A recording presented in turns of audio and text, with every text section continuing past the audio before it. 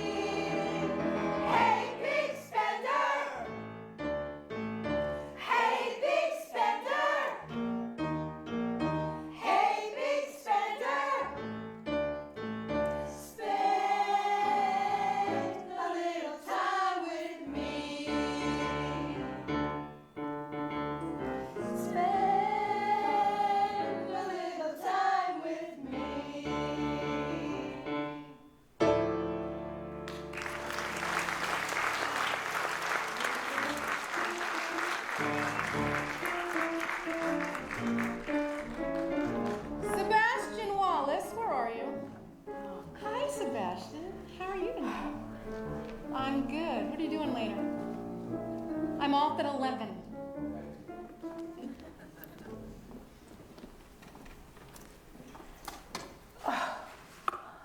Oh.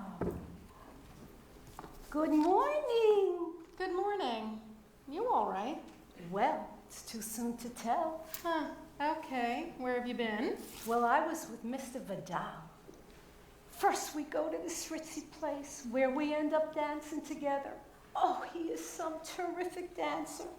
Then we go back to his fashionable East Side apartment, except it was like a whole entire house with so many rooms you needed a compass to find your way around.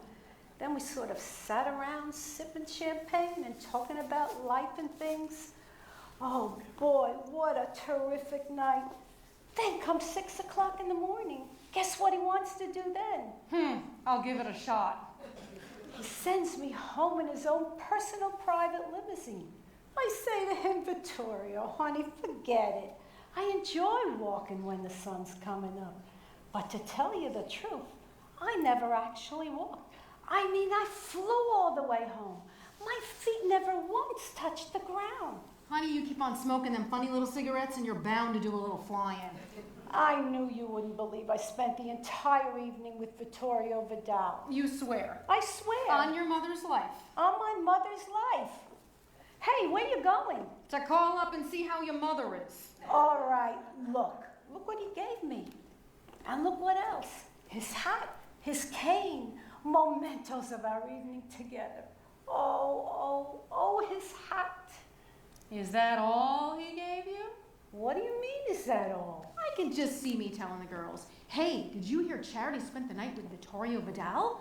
Oh my God, I can't believe it! And all she has to show for it is an old hat and a cane. I believe it. Oh, honey. If I were you, I would pass that hat and I would beat myself to death with that cane because you are dumb. You don't even know what happened. Maybe what you do in bed is your business. I wasn't even in bed. I was in the closet. To each his own. The least you could have gotten was a mink coat. Oh, what's he gonna give me a mink coat for? Honey, if you're gonna mess with the details, you ain't gonna get no results. A hat and a cane. If it was me, I would have walked out of there with my own beauty parlor. It was your big chance, baby, and you blew it. Now you're stuck. Stuck here just like the rest of us. And there ain't no use flapping your wings because we are caught in the flypaper of life. Not me. What did you say? I said, not me. What chance do we have in a miserable joint like this? I mean, look at us.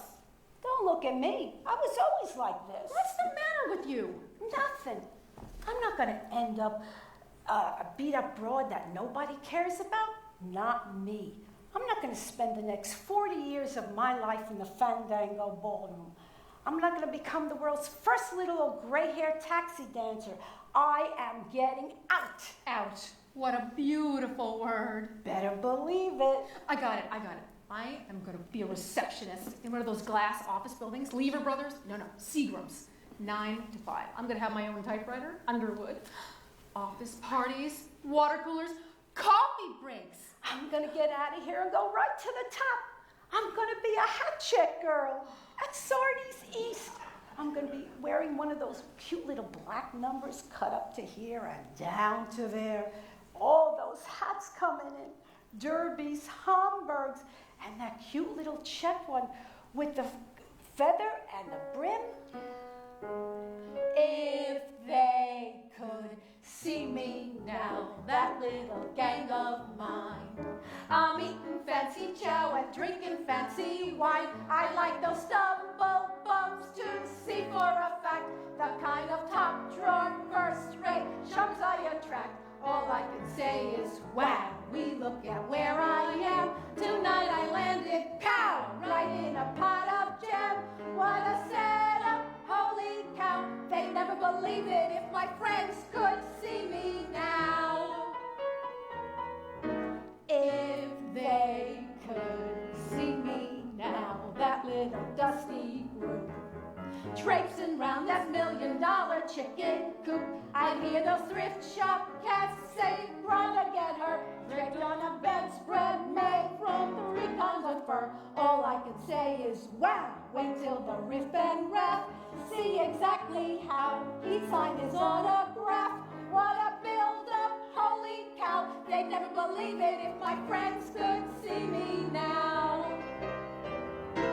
If they could see me now, alone with Mr. B, who's waiting on me like he was a maitre d'.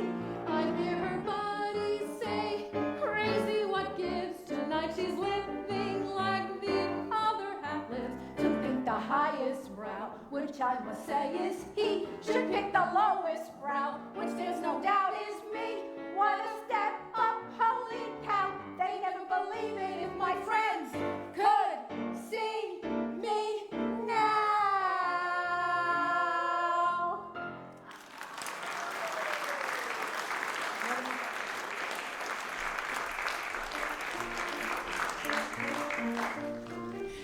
We begin and end our show with Jerry Herman. A personal favorite, perhaps? Well, in truth, I love them all. Kind of. Anyway, Hello, Dolly was Jerry Herman's first big hit, and what a hit it was.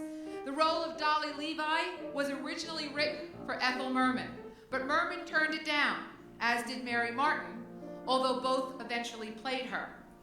Carol Channing was cast, who then created in Dolly her signature role. The show became one of the most famous Broadway shows of its era and ran for 2,844 performances. In the superb documentary, Carol Channing, Larger Than Life, The Tony Award-winning star of Hello, Dolly and composer Jerry Herman talk about how the musical got terrible reviews on the road before its Broadway debut.